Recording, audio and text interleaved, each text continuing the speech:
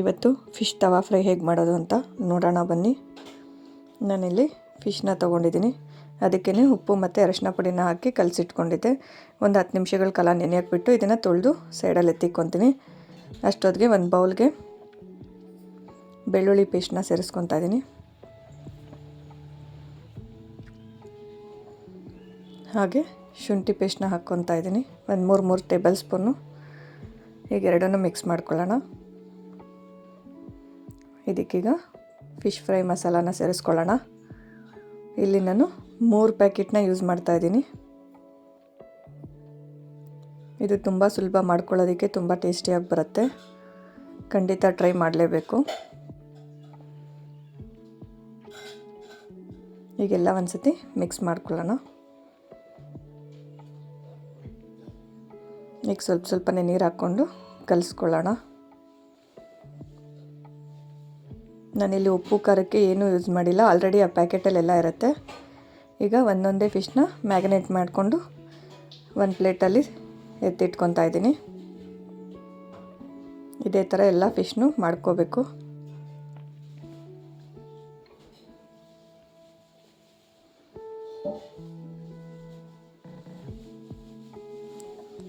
ನೋಡಿ, ಎಲ್ಲ ಫಿಶ್ನು ಈ ಥರ ರೆಡಿ ಮಾಡಿ ಇಟ್ಕೊಂಡಿದ್ದೀನಿ. ಇದನ್ನು ಅರ್ಧ ಗಂಟೆಗಳ ಕಾಲ ನೆನೆಯಕ್ಕೆ ಬಿಡೋಣ. ನೋಡಿ ಆಗಿದೆ.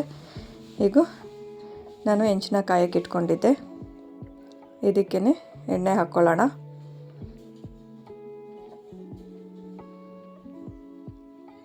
ಇಲ್ಲೋ ನಾನು 3 ಸ್ಪೂನಷ್ಟು ಎಣ್ಣೆನ ಯೂಸ್ ಮಾಡ್ತಾಯಿದ್ದೀನಿ. ಈಗ ಒಂದೊಂದೇ ಫಿಶ್ನ ಹೆಂಚಿನ ಮೇಲೆ ಹಾಕ್ಕೊಳ್ಳೋಣ.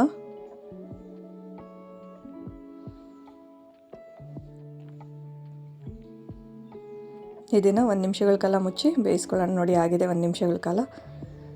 ಈಗ ಇದನ್ನು ತಿರುಗಿಸಿ ಇನ್ನೂ 1 ನಿಮಿಷಗಳ ಕಾಲ ಬೇಯಿಸ್ಕೋಬೇಕಾಗತ್ತೆ. ಈಗ ಒಂದು ಕಡೆ ಬಂದಿದೆ, ಇನ್ನೊಂದು ಕಡೆ ತಿರುಗಿಸ್ಕೊತಾ ಇದ್ದೀನಿ.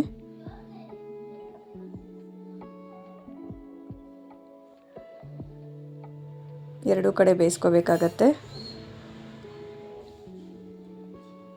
ಮತ್ತು ನಾನು ಇನ್ನೂ 1 ಸ್ಪೂನು ಎಣ್ಣೆನ ಹಾಕ್ಕೊತಾ ಇದ್ದೀನಿ. ಮತ್ತು ಮುಚ್ಚಿಟ್ಟು 1 ನಿಮಿಷಗಳ ಕಾಲ ಬೇಯಿಸ್ಕೊಳ್ಳೋಣ.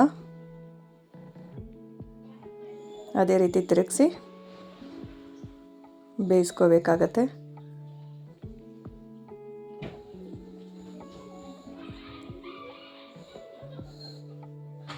ನೋಡಿ, ಇದೇ ರೀತಿ ನಾನು 1 ನಿಮಿಷಗಳ ಕಾಲ ಬೇಯಿಸ್ಕೊಂಡೆ 2 ಸತಿನೂ.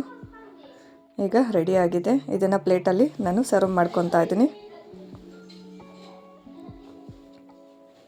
ನೋಡಿ, ಫಿಶ್ ತವಾ ಫ್ರೈ ರೆಡಿಯಾಗಿದೆ. ಈ ವಿಡಿಯೋ ಇಷ್ಟ ಆಗಿದರೆ ಲೈಕ್ ಮಾಡಿ, ಹಾಗೆ ನನ್ನ ಚಾನಲ್ನ ಸಬ್ಸ್ಕ್ರೈಬ್ ಮಾಡ್ಕೊಳ್ಳಿ. ಹೀಗೆ ಸಪೋರ್ಟ್ ಮಾಡ್ತಾ